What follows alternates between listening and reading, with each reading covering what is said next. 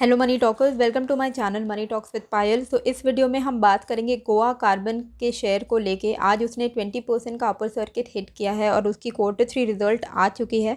तो अगर हम इसके Q3 रिज़ल्ट की बात करें तो ये एकदम लॉस से प्रॉफिट में आ गई है, जिस वजह से इसने अपर सर्किट मारा है। इसकी जो नेट प्रॉफिट है वो 16.3 करोड़ की रही, रुपीज़ 16.3 करोड़, जो कि पिछले साल 1.3 करोड़ की थी।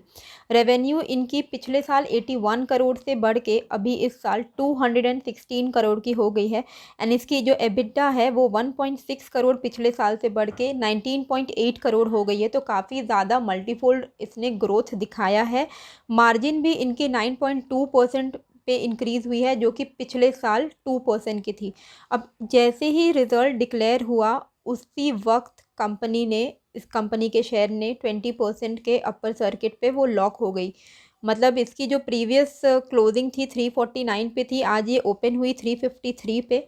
रिज़ल्ट लो गई थी 340 तक का। रिज़ल्ट आते ही अपर सर्किट पे ये लॉक हो चुकी है अपर सर्किट, यानी कि इसमें अभी फ़िलहाल कोई भी सेलर नहीं है, तो आप बाय इसमें नहीं कर सकते हो।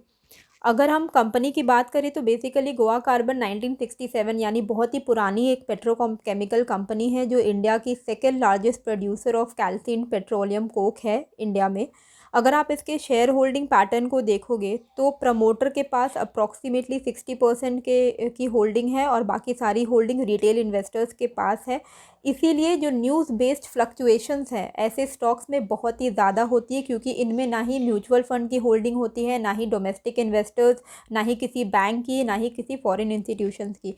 तो रिटेल कैटेगरी के पास बहुत ज़्यादा इसका पावर रहता है और प्रमोटर्स के पास भी रहता है। तो जैसे ही थोड़ी बहुत अच्छी न्यूज़ आती है तो ये बहुत ही ज़्यादा फ्लक्चुएट कर जाते हैं। और साथ ही कंपनी जो है वो काफ़ी छोटी कंपनी है, तो ओनली 320 करोड़ की ये कंपनी, इसका मार्केट कैप आप देख सकते हो सिर्फ 320 करोड़ की, बहुत ही ज़्यादा स्मॉल कैप कंपनी है।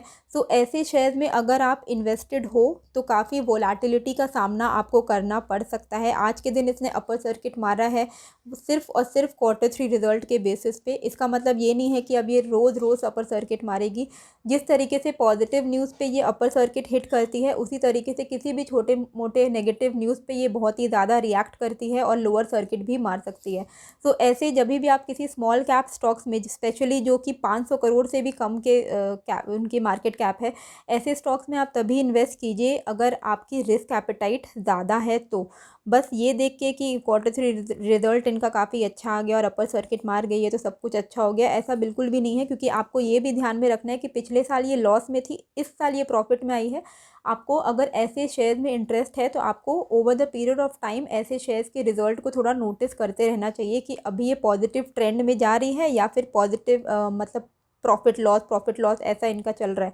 तो वो थोड़ा सा आपको ध्यान में रखना होगा, और रिस्क एपेटाइट है तो ही आप इन तरीके के शेयर्स में आप इन्वेस्टमेंट कीजिए, अदरवाइज आप नॉर्मली अवॉइड भी कर सकते हो। ओवरऑल इसके रिटर्न की अगर हम बात करें तो 5 ईयर्स में तो इसने 296% के रिटर्न दिए हैं, पर 3 ईयर्स में इसने एक्चुअली लोगों का पैसा डुबाया है, क्योंकि 3 ईयर्स में इसने नेगेटिव रिटर्न दिए हैं। अगर 3 साल पहले आपने इसमें लगाया होता तो आज की डेट पे आप लॉस पे होते। फिलहाल 3.14% का इनका 3 ईयर का लॉस है, एंड 1 ईयर में इसने 42% के रिटर्न दिए हैं। तो आई होप आपको ये क्विक अपडेट अच्छी लगी है। कैसी लगी है मुझे कमेंट करके ज़रूर बताइएगा। नए हो तो सब्सक्राइब कर दीजिएगा। मिलते हैं फिर एक नए वीडियो के साथ। Thank you.